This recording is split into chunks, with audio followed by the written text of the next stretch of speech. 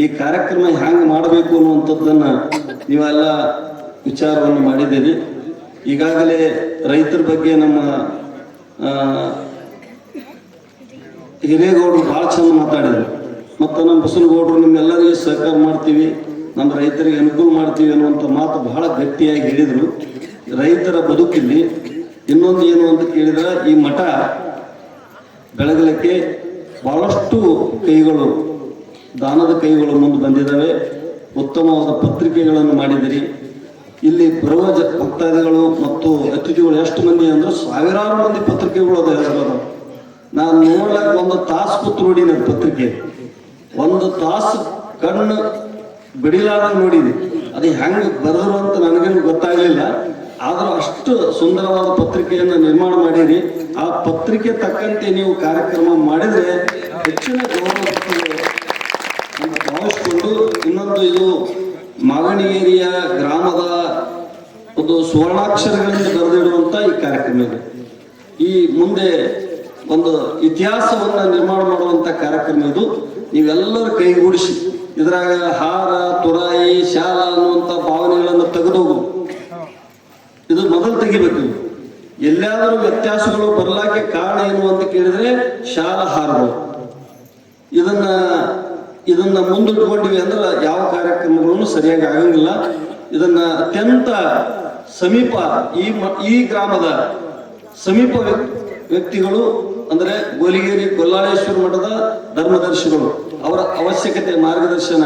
ಯಾವತ್ತೂ ನಮ್ಮ ಗೊಲ್ಲಾಳಪ್ಪಗೌಡರು ಅಮಾವಾಸ್ಯೆಗೊಮ್ಮ ಗೊಲ್ಲಾಳೇಶ್ವರ ದೇವಸ್ಥಾನದಲ್ಲಿ ಸೇವೆ ಮಾಡುವಂತ ನಿಮ್ಮೆಲ್ಲರಿಗೆ ಆರಾಧ್ಯ ದೈವ ಗೊಲ್ಲಾಳೇಶ್ವರ ಅಂತ ಭಾವಿಸ್ಕೊಂಡು, ಇವತ್ತು ಇನ್ನೊಂದು ಏನು ಅಂತ ಕೇಳಿದ್ರೆ, ರುದ್ರಮುನಿ ಸ್ವಾಮಿಗಳ ಮಠಕ್ಕೆ ನೂತನವಾಗಿ ರಂಭಾಪುರಿ ಜಗದ್ಗುರುಗಳು ಕರುಣೆ ತೋರಿ ಈ ಮಠಕ್ಕೆ ಆಸ್ತಿ ಅಂತಸ್ತು ನೋಡಲಿಲ್ಲ. ಅವರು ಏನೂ ನೋಡದೆ ನಿಮ್ಮ ಭಕ್ತಿಯ ಶ್ರೀಮಂತಿಕೆಯನ್ನು ನೋಡಿ ಮಠ ಸ್ವಾಮಿಗಳು ಕೊಟ್ಟಾರ. ಆ ಸ್ವಾಮಿಗಳು ಇವತ್ತು ಪಟ್ಟಾಧಿಕಾರವನ್ನು ವಹಿಸ್ಕೊತಾ ಇದ್ದಾರೆ. ಆ ಸ್ವಾಮಿಗಳನ್ನ ನಿಮ್ಮ ಕಣ್ಣಾಗಿ ಹೆಂಗೆ ಹಳ್ಳ ಬಿದ್ದರೆ ಎಷ್ಟು ತ್ರಾಸ ಆಗ್ತದೆ, ಆ ರೀತಿಯಾಗಿ ನೋಡಿಕೊಳ್ಳುವಂಥ ಜವಾಬ್ದಾರಿ ನಿಮ್ದು. ಒಂದೊಂದು ಮಠಗಳು ನೋಡ್ತೀವಿ ನಾವು, ಖಾನಾವಳಿ ಊಟ ಬಂದಂಗೆ ಬರ್ತಾವ. ಒಂದೊಂದು ಮಠಗಳಿಗೆ ಖಾನಾವಳಿ ಊಟ ಬಂದಂಗೆ ಬರ್ತಾವ ಮಠಗಳಿಗೆ. ಮಠಗಳನ್ನ ಭಕ್ತರ ಆಳಬಾರ್ದು, ಮಠವನ್ನ ಭಕ್ತರ ಆಳ್ಬೇಕು. ಮಠವನ್ನ ಭಕ್ತರ ಆಳಬಾರ್ದು, ಮಠವನ್ನ ಗುರುಗಳು ಆಳ್ಬೇಕು. ಆ ಭಾವನೆಯನ್ನ ಇಟ್ಕೊಂಡು ನಡೆದಿದ್ದೆ ಆದ್ರೆ ನೀವು ಪಟ್ಟಾಧಿಕಾರ ಮಾಡುವಾಗ ಎಷ್ಟು ಉತ್ಸಾಹ, ಕೊನೆ ತನಕೂ ಅಷ್ಟೇ ಉತ್ಸಾಹ ಅವ್ರ ಮೇಲೆ ಇರಬೇಕು, ಭಕ್ತಿ ಇರಬೇಕು. ಸ್ವಾಮಿಗಳು ಭೇದ ಭಾವ ಮಾಡದೆ ಎಲ್ಲರನ್ನ ಸಮಾನವಾಗಿ ನೋಡುವಂತ ಭಾವ ಆ ಮಠಾಧೀಶರ ಮೇಲೆ ಇರಬೇಕು.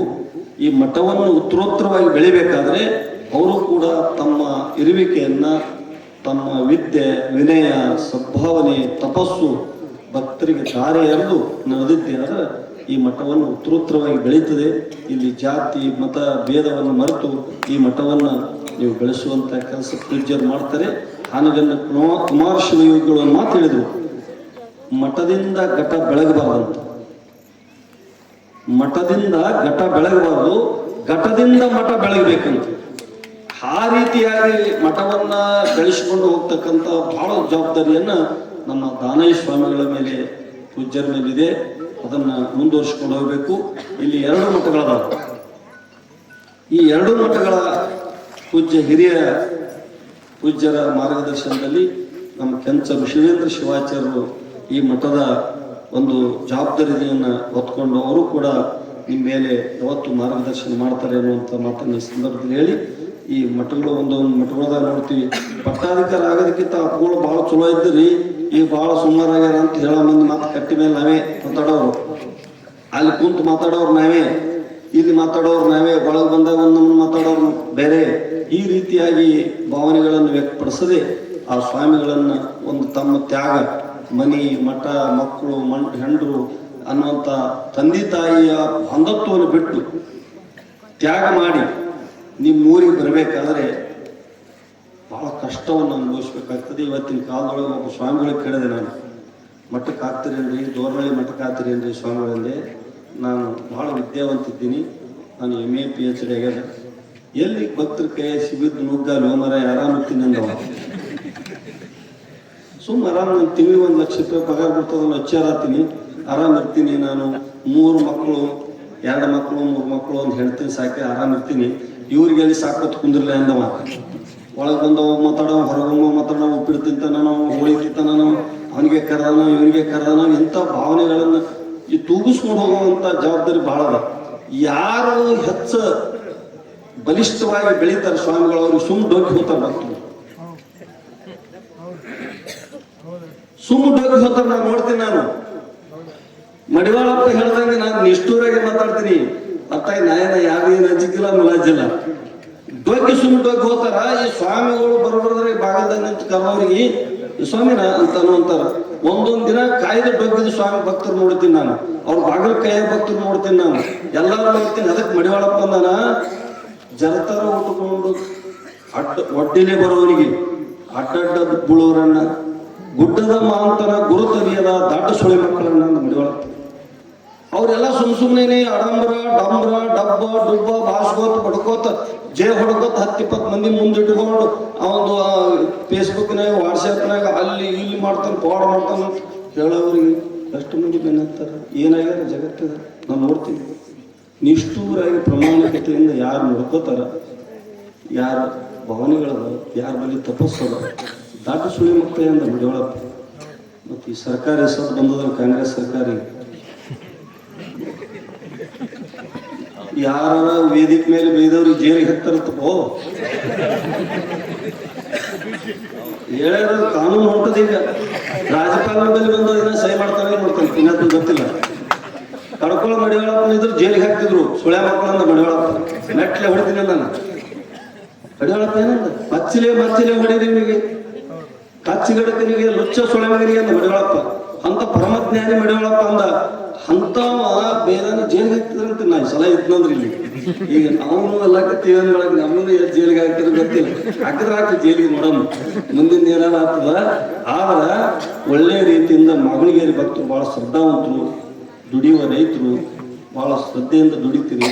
ಮಕ್ಕಳನ್ನ ಸಂಸ್ಕಾರವಂತರು ಮಾಡ್ರಿ, ಮತ್ತು ಮಕ್ಕಳಿಗೆ ವಿದ್ಯೆ ವಿನಯ ಕಲಿಸ್ರಿ. ಮತ್ತು ಇನ್ನೊಂದು ಏನದ, ಎಲ್ಲ ಜನ ಇವತ್ತಿನ ಪೀಳಿಗೆ ದುಶ್ಚಟಕ್ಕೀಡಾಗಿ ಭಾಳಷ್ಟು ಮಂತನ ಹಾಳು ಮಾಡುವಂಥ ಪರಿಸ್ಥಿತಿ ಇವತ್ತು ಒಂದೊಂದು ಊರುಗಳದ ನೋಡ್ರಿ. ಸಣ್ಣ ಮಠಕ್ಕೆ, ಯಾಕಂದ್ರೆ ಈ ಮಠಗಳಿಗೆ ಬರ್ತಾರೆ ಗೊತ್ತಿಲ್ಲ. ನಮ್ಮ ಮಠಕ್ಕೆ ದಿನ 2-3 ಗಂಟೆ ಬರ್ತಾರೆ ನಾಳೆ ಸತ್ತೋರು. ಮಠಕ್ಕೆ ಬಂದು ದರ್ಶನ ಮಾಡಿಕೊಂಡು ತೇರು ನೋಡಿ ಹಳದಾಗ ಸ್ನಾನ ಮಾಡಿ ಹೋಗ್ತಾರೆ. ಯಾಕೆ ಸುಳ್ಳು ಹೇಳಂಗಿಲ್ಲ. ಎಷ್ಟು ವರ್ಷ ಅವರಿಗೆ? 25 ವರ್ಷ 30 ವರ್ಷ 35 ವರ್ಷ ಒಳಗೆ ಹೆಣ್ಮಕ್ಳು ಬರ್ತಾರೆ. ಯಾಕ ನಾ ಕೇಳಿದೆ ಏನಾಗ್ಯದ ಅಂತ ಕೇಳಿದ್ರೆ, ಕುಡಿದು ಸತ್ತನಂತೆ 99% ಬಂದವ. ದುಶ್ಚಟ ಮಾಡಿ ಜಡ್ ಹಚ್ಕೊಂಡು ಇಷ್ಟೆಲ್ಲ ಸಾವಿರ, ಯಾರೂ ಸಹಜವಾಗಿ ಸಾವಿಲ್ಲೇ ಇಲ್ಲ. ಈ ಪರಿಸ್ಥಿತಿ ಒಳಗೆ ಇವತ್ತಿನ ದಿನಗಳಲ್ಲಿ ಮಕ್ಕಳಿಗೆ ಗಳಿಕೆ ಮಾಡೋದಕ್ಕಿಂತಲೂ ಸಂಸ್ಕಾರ ಕೊಡ್ರಿ, ಮಕ್ಕಳಿಗೆ ವಿನಯ ಕೊಡ್ರಿ, ಧರ್ಮ ಕೊಡ್ರಿ, ಧರ್ಮೋಪದೇಶವನ್ನು ಮಾಡುವಂಥ ಗುರುಗಳ ಮಾರ್ಗದರ್ಶನ ಕೊಡ್ರಿ. ಅಂತಲ್ಲಿ ಹೋಗೋದ್ರಿಂದ ಪುಣ್ಯ ಪುರುಷರಾಗ್ತೀರಿ, ಒಳ್ಳೆಯವರಾಗ್ತೀರಿ, ನಿಮ್ಮ ಆರೋಗ್ಯ ಚಲೋ ಇರ್ತದೆ ಅನ್ನುವಂಥ ಭಾವನೆಯನ್ನು ವ್ಯಕ್ತಪಡಿಸಿ, ಈ ಒಂದು ಊರ ಮಗ್ಗಲ್ದಾಗ ಒಂದು ದಾಬಾ ಹುಟ್ಟ್ಯದಂದ್ರೆ 100 ಹುಡುಗರು ಸಾಯ್ತಾವಂತ ಬರ್ತದೆ, ಕೆಡ್ತಾವಂತ ನಮ್ಗೆ ಗೊತ್ತು. ಒಂದು ದಾಬಾ ಮಗ್ಗಲ್ದಾಗ ಊರು ಹೊರಗೆ ಒಂದು ತಯಾರಾಗ್ಯದಂದ್ರೆ ಅದು 100 ಹುಡುಗರು ಅದಕ್ಕೆ ಕೆಡ್ತಾವಂತ. ಅದು ಕಿತ್ತಿಸ್ಬೇಕು, ನೀವು ಅಲ್ಲಿ ಹಾಕಿಸ್ಕೊಡ್ಬೇಡ್ರಿ. ನೀವು ನಿಮ್ಮ ಮಕ್ಕಳು ಹಾಳು ಮಾಡ್ತೀರಿ. ನೀವು ಹೋಗಲಿ ಬೆಂಗಳೂರ ಕಡೆ ಗುಲ್ಬರ್ಗ ಬಿಜಾಪುರ ಸಿಂದಗಿ ಹೋಗಿ ಅಲ್ಲಿ ಏನಾರು ಮಾಡಿದ್ರಲ್ಲ, ಇಲ್ಲೇ ಸಮೀಪದಾಗೆ ಮಗ್ಗಲ್ದಾಗೆ ಹಾಳು ಮಾಡ್ಕೊಳಕ್ಕೆ ಇಟ್ಕೋಬೇಡ್ರಿ ನೀವು. ಇನ್ನೊಂದು ಏನದ, ಒಂದೊಂದು ಊರಾಗ 10 ಹಂಗ ದಾರದ ಅಂಗಡಿ ಮೊದಲು ಕಿತ್ತಿಸ್ರಿ. ನೀವು ಮೆಟ್ಲೆ ಹೊಡೆದು ಕಿತ್ತಿಸ್ರಿ ಅವ್ರಿಗೆ. ಎಲ್ಲರನ್ನ ಹಾಳು ಮಾಡುವಂಥ ಕೆಲಸವನ್ನ, ಮಕ್ಕಳನ್ನ ಸಂಸಾರ ಹಾಳು ಮಾಡುವಂಥ ವ್ಯವಸ್ಥೆಯನ್ನು ಇವತ್ತು ನಾವು ನೋಡ್ತೀವಿ. ಯಾಕಂದ್ರೆ ನಾನು ಮೊನ್ನೆ ಶಾಪಕ್ಕೆ ಹೋಗಿದ್ದೆ. ಅಲ್ಲಿ ಒಬ್ರು ನಮ್ಮ ಶರಣಪ್ಪ ಸನಾದಪುರ ಅಂತ ಹೇಳಿ ಒಬ್ರು ಈ ಸ್ಟೇಟದೊಂದು ಡೈರೆಕ್ಟರ್ ಆಗ್ಯಾರ. ಅವ ಏನಂದ, ನೀವು ದಾರು ತಗೊಳ್ಳೋ ಲೈಸೆನ್ಸ್ ಕೊಡೋರ ಏನು ಕಿತ್ಸೋರು ಅಂತ ಕೇಳಿದೆ. ಮುತ್ತೇರು ಎಲ್ಲಾರ ದಾರು ಮಾರ್ತಿದ್ರು ಅಂದ್ರೆ ಅವ್ರಿಗೆ ನಾನು ಕಂಪ್ಲೇಂಟ್ ಮಾಡ್ರಿ, ಅವ್ರಿಗೆ ಬಂದು ಕಿತ್ತಿಸ್ತೀನಿ ಅಂದ. ಅಂತ ಒಂದು ಅಧಿಕಾರ ಕೊಡ್ಲತ್ತ. ತೊಟ್ಟಲು ತಗೋರವರೇ ಕುಂಡಿ ಚುಟ್ಟೋರವರೇ, ಈ 2 ಕೆಲಸ ಅವರೇ ಮಾಡ್ತಾರ. ಆದ್ರೆ ತೊಟ್ಟಲು ಕುಂಡಿ ಚುಟ್ಸ್ಕೋಬೇಡ್ರಿ, ತೊಟ್ಟಲು ತಗೋಬೇಡ್ರಿ, ಚಂದ ನಿಮ್ಮಷ್ಟಕ್ಕೆ ನೀವು ಇರ್ರಿ ಅಂತ ಭಾವಿಸ್ಕೊಂಡು ರುದ್ರಮುನಿ ಶಿವಾಚಾರ್ಯರ ಮಠಕ್ಕೆ ನಮ್ಮ ದಾನಯ್ಯ ಸ್ವಾಮಿಗಳು ಮಾಡುವ ಕಾರ್ಯದಲ್ಲಿ ನಾವೆಲ್ಲ ಕೈಗೂಡಿಸ್ತೀವಿ. ಮಾಗಣಗೇರಿ ಸ್ವಾಮಿಗಳು, ಹಾಲೂರು ಸ್ವಾಮಿಗಳು ಮಾರ್ಗದರ್ಶನ ಇರಲಿ, ಈ ಮಠಗಳು ಉತ್ತರೋತ್ತರವಾಗಿ ಬೆಳೀಲಿ. ಆ ಸ್ವಾಮಿಗಳಿಗೆ ನೀವೆಲ್ಲರೂ ಭಾಳ ಚಂದ ನೋಡ್ಕೋಬೇಕು ಮತ್ತು ಅವ್ರಿಗೆ ಸಹಕಾರ ಕೊಡಬೇಕು. ಆ ಮಾಡಿದ್ರೆ ಮಠ ಬೆಳೀಲಿಕ್ಕೆ ಸಾಧ್ಯ ಇದೆ. ಮಠ ಸ್ವಾಮಿ ನಾನೇ ತಂದೀನಿ, ನಾನೇ ಕೊಟ್ಟು ಬೆಳೆಸೀನಿ, ನಾನೇ ಪುರಾಣ ಕೊಟ್ಟು ಮಾಡೀನಿ, ಹೊಲ ಕೊಟ್ಟೀನಿ, ಮನೆ ಕೊಟ್ಟೀನಿ ಅಂತೇಳಿ ಏನಾರ ಆಳಕ್ಕೆ ಹೋದ್ರೆ ಸ್ವಾಮಿ ಕಿತ್ಕೊಂಡು ಹೋಗ್ತಾನೆ ನಮ್ಮ ತಂದೂರಿಗೆ. ಭಾಳ ಮಟ್ಟಗಳು ಸ್ವಾಮಿಗಳು ನೋಡಿ ನಾನು ಬಿಟ್ಟು ಮತ್ತೊಂದು ನೋಡಿ ಎದ್ದದ್ದು ಹೇಳಕ್ಕೆ ಸತ್ಯ ಹೇಳಕತ್ತೀನಿ ನಾನು. ಬೇಡಪ್ಪ ಸಾಕು, ಮತ್ತೊಂದು ಮಠಕ್ಕೆ ಹೋಗೋಣ. ಎಲ್ಲಾರ ರಂಭಾಪುರ ಜಗದೊಳ ಬೆಲೆ ಹೋಗಿ ದ್ವಾರವಾಳಿ ಸ್ವಾಮಿ ಮಾಡಿದ್ರೆ ಅವ್ನು ತಿಟ್ಟಿದ್ರು 2 ದಿನದಾಗ. ಅವ್ನು ಮತ್ತೊಂದು ಚಲೋ ಮಠಕ್ಕಾಗ್ಯಾನ. ಹಿಂಗೆಲ್ಲ ಆಗಬಾರ್ದು. ತಾವೆಲ್ಲರೂ ಸಹಕಾರ ಕೊಡ್ತೀರಿ. ನಮ್ಮ ಗಲಾಳಪೂರ್ಣಂಥವ್ರು, ಮಾಗಣಗೇರಿ ನಮ್ಮ ಮಡ್ಯಾಳಪೂರ್ಣಂಥವ್ರು, ನಮ್ಮ ಭೀಮರಾಗೌಡರು ಉತ್ತಮವಾದಂಥ ರೈತರ ಬೆನ್ನೆಲುಬಾಗಿ ಕೆಲಸ ಮಾಡುವಂಥವ್ರು, ರೈತರ ಕರುಣೆ ತೋರ್ತಕ್ಕಂಥ ನಮ್ಮ ಭೀಮರಾಗೌಡರನ್ನ ಕಳ್ಕೊಂಡಿವಿ ಮತ್ತು ಅನೇಕ ಹಿರಿಯರನ್ನು ಕಳ್ಕೊಂಡಿವಿ. ಮಡಿವಾಳಪ್ಪಂದರು ಪತ್ತೆ ಮಾಡೋ ಉತ್ತಮರೆಲ್ಲ ಎತ್ತು ಹೋದ್ರು, ಗಪ್ಪು ಹೊಡಿ ಹಾಕಿದರೆ ಹೆಚ್ಚಿಗೆ ಆಗಿರುತ್ತೆ. ಪತ್ತೆ ಮಾಡೋ ಒಳ್ಳೆಯ ಜನ ಹುಡುಕಿಡೋದು ಸಿಗಲಾರ್ದಂಗೆ ಆಗುವಂಥ ಕಾಲ ಬರ್ತದಂತ ಮಡಿವಾಳ ಗಪ್ಪು ಹೊಡೋ ಸುಮ್ ಕುಂದ್ರೋದು, ಬಾಯಿ ವರ್ಷಕೊಂಡು ಕೋತನ ಗಡ್ಡಿ ಮುಸುರಿ ವರ್ಷದಂಗೆ ಕೂತು ಬಿಡ್ತಾರೆ. ಅಂತ ಜನ ಹುಡ್ತಾರಂತ ಮಡಿವಾಳಪ್ಪ ಹೇಳ್ದ. ಹಂಗೆ ಮಾಡೋರನ್ನ ನೀವೆಲ್ಲ ಚಂದ ಇಟ್ಕೊಂಡು ಸ್ವಾಮಿಗಳನ್ನು ಭಾಳ ಉತ್ತಮವಾಗಿ ನಡೆಸ್ಕೊಂಡು ಅವ್ರನ್ನ ಕೀರ್ತಿವಂತರಾಗಿ ಬೆಳೆಸ್ಲಿಕ್ಕೆ ನಿಮ್ಮ ಸಹಕಾರ ಇರ್ತದಂತ ಭಾವಿಸ್ಕೊಂಡು ಪುರಾಣಕ್ಕೆ ನಾವು ಮತ್ತು ಅವಾಗ ಬರ್ತೀವಿ. ಭಾಳ ದೊಡ್ಡ ಕಾರ್ಯಕ್ರಮವನ್ನು ಹಮ್ಮಿಕೊಂಡಿದ್ದೀವಿ. ನಮ್ಮ ಮಡಿವಾಳ ಶಾಸ್ತ್ರಗಳನ್ನೆಲ್ಲ ನಿಭಾಯಿಸಿಕೊಂಡು ಧರ್ಮದ ಕಾರ್ಯ ಅನೇಕ ಮಠಾಧೀಶರು ಬರ್ತಾರೆ ಇಲ್ಲಿಗೆ. ಅನೇಕ ಮಠಾಧೀಶರು, ಅನೇಕ ಗಣ್ಯರು ಊರಿಗೆ ಬರ್ತಾರೆ. ಇದೊಂದು ಹಬ್ಬ ಅಂತ ಭಾವಿಸ್ಕೊಂಡು ಎಲ್ಲರೂ ಮುಂಜಾನೆ ಸಂಜಿಕೆ ಮನೆ ಕಸ ಹೊಡೆದು ಸ್ವಚ್ಛ ಮಾಡಿ ಮುಖ ತಕ್ಕೊಂಡು, ಇಲ್ಲೆಲ್ಲ ಊಟ ಇರ್ತದೇವ, ಮನೆ ಊಟ ಮಾಡಿ ಬರ್ಬೇಡ್ರಿ ನೀವು. ಎಲ್ಲ ಊಟ ಇರ್ತದ ಮನೆಗೆ. 2 ಬಾಗಿಲು 2 ಪ್ರತಿ ಹಚ್ಚ ದೀಪ ಹಚ್ಚಿ ಬೆಳಗಲಿ. ನಿಮ್ಮೂರ ಎಲ್ಲ ಮಹಾತ್ಮರು ಬರ್ತಾರೆ ನಿಮ್ಮೂರಿಗೆ. ಎಷ್ಟು ಕೊಟ್ಟಿರ್ತಾರಂಗೆ ನಾವು ಇಲ್ಲೆಲ್ಲ ಇವರೇ ಅಲ್ಲ, ಇನ್ನು ಭಾಳ ದೂರ ಬರ್ತಾರ. 2 ಜಗತ್ಗಳು ಬರ್ತಾರ. ಅದಕ್ಕೆ ಪ್ರತಿನಿತ್ಯ 18 ದಿನ ನಿಮ್ಮ ಮನೆ ಮುಂದೆ ದೀಪ ಇರ್ಬೋದು. ಎಲ್ಲರ ಮನೆಗೆ ಇವು ತೆತ್ಕೊಂಡು ಮನೆ ಎಲ್ಲ ಶಾಂತ ರೀತಿಯಿಂದ ಮನೆಯಾಗ ಜಗಳ ಆಡ್ಲಾರ್ದಂಗೆ 18 ದಿನ ಕೈ ಕರ್ಬಾರ್ದು ನೀವು. ಚಂದ ಬಂದು ಪುರಾಣ ಕೇಳವ್ರಿ. ಇವತ್ತು ಏನ್ರಿ ಬರೇ ಶಾಲ ಹೊತ್ತೋದು ಇದೇ ನಡೀತಾವ ಅನ್ನೋದಿಲ್ಲ. ನಾಳೆ ಸರಳವಾಗಿ ಶಾಸ್ತ್ರಿಗಳು ಹೇಳ್ತಾರೆ, ಬಡ ಬಡ ಬಡ ಚಾಲು ಹೊಸ್ತಾರ, ಪುರಾಣ ಚಾಲು ಆಗ್ತದೆ. ಇವತ್ತು ಬರೇ ಒಬ್ಬ ಪಂಚಮಿಗಳ ಒಂದು ಕತೆ ಕೇಳಿದ್ರಿ, ಗುರುಗಳು ಮಹಿಮೆ ಕೇಳಿದ್ರಿ. ಎರಡು ಸಾಕು ನಿಮ್ಗೆ.